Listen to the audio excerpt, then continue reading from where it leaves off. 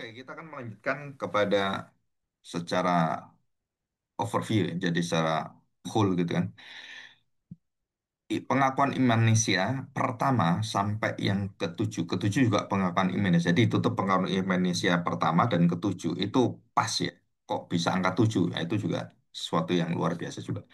Nah, kita lihat sekarang ya, pengakuan Indonesia secara historis ya.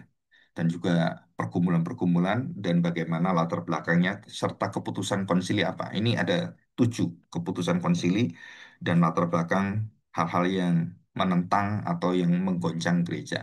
Pengakuan iman Nisilia yang pertama itu diadakan di Nisia atau sekarang itu İznik ya, İznik daerah Turki. Siapa yang memimpin? Langsung dipimpin oleh Kaisar Konstantinus Agung dan juga oleh Hosius ya, yang sudah kita pelajari dan Alexandria. Dan kalau teolognya itu adalah Athanasius, seorang diaken itu ya. Masalah utama adalah menentang pengajaran Arianus atau Arianisme. Jadi Arius adalah seorang presbiter dari Alexandria mengajarkan bahwa Yesus Kristus bukan Allah sejati, dia bukan Allah, melainkan dia adalah makhluk ciptaan yang tertinggi dari segala makhluk, dan dialah yang diberi tugas oleh Allah Bapa untuk kemudian mengerjakan apa yang ditugaskan oleh Bapa, seperti menciptakan semuanya. Jadi ia berkata bahwa pada suatu waktu anak itu bukan. Jadi maksudnya itu dalam waktu yang ya yang lama yang enggak ada waktu seperti kita. Jadi anak itu bukan Allah. Dia itu anak yang sebagai Allah, anak itu ya di dunia ini. Jadi sebelumnya enggak gitu. Keputusan konsili apa? Menyatakan bahwa Kristus sehakikat dengan Bapa. Yang kedua menetapkan rumus daripada awal kredo itu ya. Jadi ya, kalau kita kan diringkas menjadi 12 butir pengakuan iman rasuli. Yang ketiga, dijelaskan anak Allah yang tidak diperanakan bukan dijadikan sehakikat dengan Bapa, meneguhkan keilahian Kristus dan menjadi dasar seluruh kristologi ortodoks sepanjang sejarah gereja. Yang keenam, nah ini keputusan penting, Arianus atau Arianisme dinyatakan bidat. Nah, kalau kita lihat ya, kalau kita lihat keputusan yang penting itu harus ada disiplin gereja, harus ada yang tegas. Apa? Arianisme dinyatakan bidat atau heresi. Jadi semua pengakuan iman yang menentang ini, seperti saksi Yehova, ataupun yang bersifat sinkritis semuanya, saudara itu disebut bidat. Nah, kita lihat sekarang pengakuan iman pengakuan iman yang kedua, yaitu di Konstantinopel. Dipimpin oleh siapa? Yaitu Konstantin sendiri. Kaisar Theodosius ya, yang kaisar di Konstantin atau Istanbul sekarang. Masalah utama adalah Roh Kudus dan versi akhir Credo Nicea yang belum dibahas, kemudian itu muncul. Apa yang muncul? Bahwa Roh Kudus bukan Allah. Tadi kan anak bukan Allah, ini Roh Kudus bukan Allah. Nah, kemudian berkumpul lagi keputusan konsili dengan latar belakang ketidakpercayaan kepada ajaran Roh Kudus bukan ilahi atau bukan Allah, maka muncul ajaran disebut sebagai Makedonianisme ya, Makedonian atau fenomenologianis ya, itu juga sama ya. Jadi tokohnya sama dan juga orang-orangnya itu juga lingkupnya sama. Pengaruh Arius itu masih kuat ya di gereja sampai hari ini, kadang-kadang muncul terus. Keputusan konsili menegaskan bahwa Roh Kudus adalah Allah sejati dan dia bersama dengan Bapa dan Anak di dalam kekekalan, di dalam keilahian, dan dalam segala suatu sifat natur Allah sendiri. Harus disembah dan dimuliakan sama dengan Bapa dan Anak. Nah, keputusan konsili ini yang karena belum dibahas tuntas tentang Roh Kudus itu, maka ini melengkapi pengakuan iman Nisia, Credo Iman Konstantinopel, atau disebut sebagai pengakuan iman Nisia Konstantinopel. Jadi digabungkan ya. Jadi ini ada bagusnya juga. Dan kemudian apa yang bermanfaat berkaitan dengan gereja saat itu, setelah akhirnya doktrin Tritunggal itu dibuka secara resmi. Dibuka artinya mulai keluarlah istilah Tritunggal oleh Tertullianus. Ya. mengukuhkan bahwa tiga pribadi adalah Bapa, Anak, dan Roh Kudus. Nah, jadi kalau kita lihat pada tahun 381 ini, Konsili Konstantinopel yang pertama ini, formula Bapa, Anak, dan Roh Kudus itu kemudian ditetapkan. Jadi sebelumnya kan masih belum ditetapkan. Ini ditetapkan. Nah, kita lanjut ke konsili yang ketiga, 431. Ya kira-kira berapa, 50-60 tahun setelahnya itu ya. Tempatnya di mana? Yaitu tempat di Efesus, dipimpin oleh Kaisar Theodosius yang kedua. Masalah utamanya adalah disebut Nestorius, seorang Patriark Konstantinopel yang memiliki ajaran yang salah ya. Ajaran apa itu? Disebut ajaran Nestorianisme. Ajaran itu ada yang menolak Maria sebagai Bunda Allah, Ibu Allah. Nah, saudara ini penting sekali ya. Nah, setelah Tritunggal sudah selesai, Bapak Anak sudah selesai, sekarang ada yang masalah besar, yaitu tentang Maria. Dan di Gereja Katolik ini juga menjadi masalah besar terakhir ini, dan disebutkan oleh Paus Leo, terus Ratzinger, dan juga Francis mengatakan bahwa Maria bukan co-redemptix ya, jadi bukan pengantara penebusan, hanya Yesus. Yesus yang menyelamatkan bukan Maria. Nah, itu juga sudah diputuskan pada tahun ini 2025 ya. Apa yang menjadi masalah adalah Nestorius tidak menerima menyebut Maria adalah ibu Tuhan. Menolak dia. Jadi kenapa ditolak? Nggak bisa. Tuhan tidak beribu dan berbapak. Tidak bersilsilah. Jadi dia menolak ini. Nah, saudara, karena penolakan inilah dasarnya apa? Ya dasarnya yang penolakan Arius. Yesus bukan Allah. Jadi dia tidak bisa dikatakan sebagai Bunda Allah. Nah, dia bukan Allah. Yang kedua adalah kalau Allah ya tidak bersilsilah, tidak beranak. Jadi kalau disebut sebagai Bunda Allah, wah rasanya kita nggak bisa terima. Tetapi dalam Alkitab disebutkan Maria itu adalah Ibu Allah, Ibu Yesus. Kenapa dikatakan Ibu Allah? Karena natur daripada Kristus itu adalah pribadinya satu, naturnya dua, keilahian dan kemanusiaan. Jadi kalau kita sebut sebagai Ibu Yesus manusia, bukan Ibu Yesus yang ilahi, saudara, kita kemudian terjebak dalam heresi, kesesatan.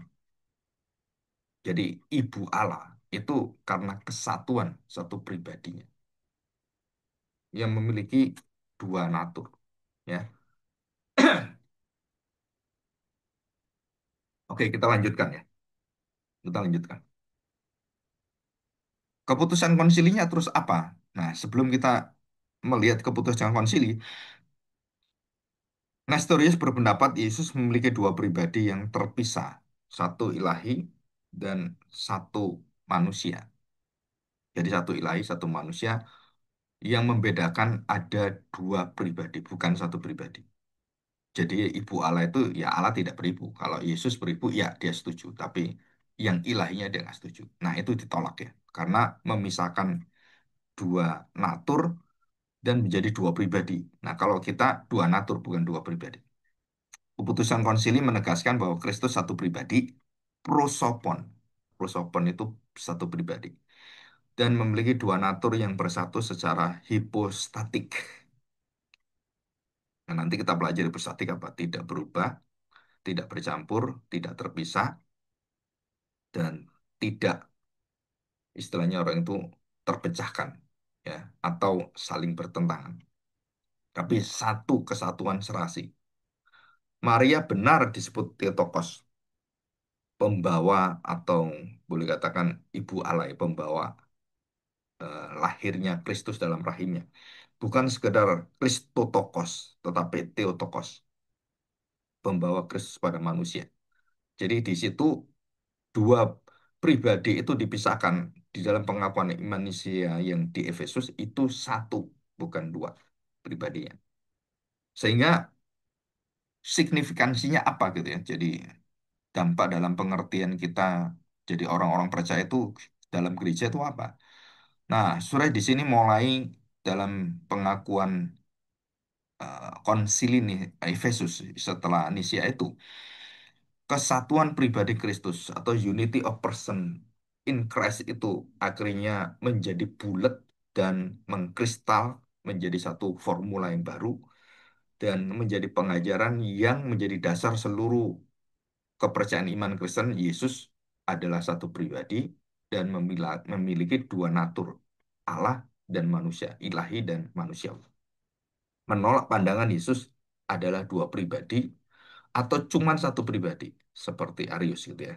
Nah, ini yang ketiga. Sekarang kita masuk ke Kalsedon, pengakuan konsil Kalsedon, tempat di Kalsedon ya, yaitu daerah Kadikoi. Kadikoi itu Turki ya, daerah Turki nanti bisa dilihat di sejarah gereja atau di mapnya.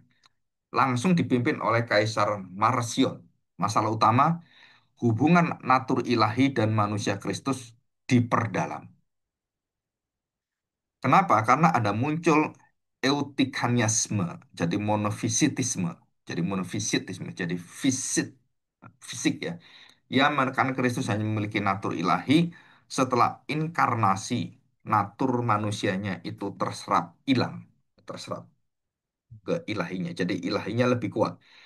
Maka keputusan konsili dalam pengakuan iman Kalsedon itu menetapkan doktrin dua natur Kristus, diofisitisme bukan monofisitisme. Dan mereka tidak mengakui. Eutychianisme itu tidak mengakui. Jadi dari kata eutikus ya. Kristus adalah satu pribadi dalam dua natur tanpa campuran, tanpa perubahan. Tanpa campuran, tanpa perubahan. Tanpa pembagian, tanpa pemisahan. Jadi ini ada dua ya. Jadi dua pasangan. Tidak bercampur, tidak berubah. Kalau bercampur, ya pasti berubah. Yang pertama, tidak terbagi dan terpisah. Kalau sudah terbagi, ya pisah dia. Dibagi, dipisah. Nah, empat dasar dari kekasan dua natur Kristus ini, sesudah itu sangat mempengaruhi pemikiran teolog-teolog di zaman modern pada abad 18-19. Kenapa? Karena munculnya banyak tokoh evangelical seperti filsuf-filsuf teolog-teolog Kristen itu akhirnya jadi liberal. Kenapa? Karena di sini mereka tidak bisa memegang pengakuan iman Kalsedon atau Efesus. Ya, jadi dua natur tanpa campuran, tanpa perubahan, tanpa pembagian, tanpa pemisahan. Ini sangat mempengaruhi banyak hal, Sob. Dan banyak orang yang tidak sadar, juga tidak belajar, serta tidak mengerti antara keilahian Kristus dengan kemanusiaan Kristus. Nah, saya beri contoh. Ada satu orang memberi saya, seorang hamba Tuhan mengatakan bahwa Yesus tidak membangkitkan diri karena dia manusia. Dan dia manusia, dia tidak membangkitkan diri. Jadi dia tanda petik, mungkin saya tidak tahu seberapa jauh pemikiran hamba Tuhan itu, tidak mampu. Ya memang manusianya nggak mampu. Dalam arti ya manusia sesungguhnya. Tapi jangan lupa pengakuan iman Kalsedon mengatakan bahwa tidak bercampur, tidak berubah, tidak terbagi, dan tidak terpisah. Artinya apa? Dan natur ilahi Kristus dengan manusia Kristus. Waktu dia mati dan waktu dia dibangkitkan, saudara, keilahiannya itu dengan Bapa satu, dengan Roh Kudus satu.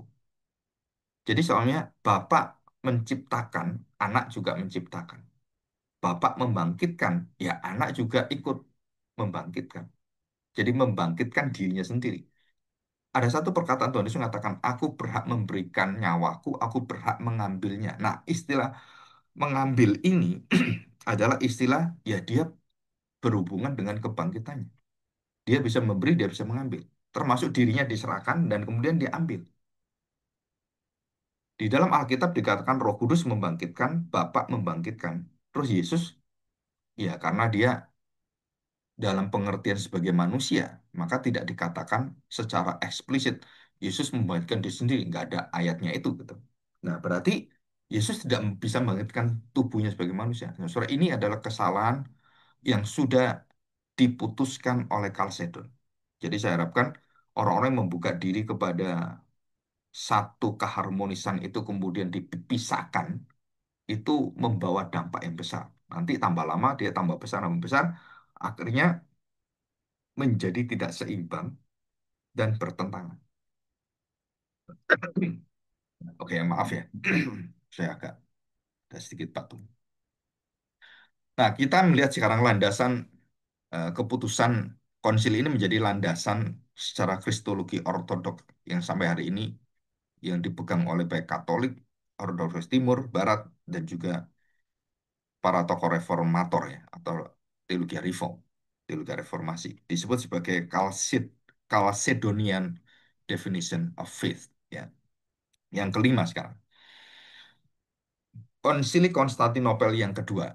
Nah, bertempat di mana? Ya, Konstantin, ya, daerah Kekaisaran Konstantin. Kaisar Justinianus ya, Justinianus.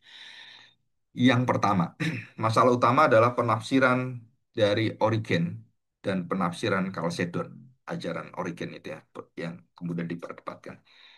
Latar belakangnya karena munculnya banyak perdebatan tentang apa? Tentang pendukung Nestorianisme tadi itu, maka gereja harus kembali berkumpul untuk menegaskan. Kemudian apa? Muncul pengajaran sesat dari Origen tentang pra atau pre-eksistensi jiwa. Nah, sore ini satu ya pengajaran yang juga dipercaya pengaruh dari juga filsafat Yunani ya. Keputusan konsili menolak tulisan-tulisan semua Nestorianisme dan dikecam ya. Artinya dikecam itu juga tujuannya ditolak oleh gereja. Jadi dikutuk gitu ya. Yang kedua, meneguhkan kembali Chalcedonian Definition of Faith.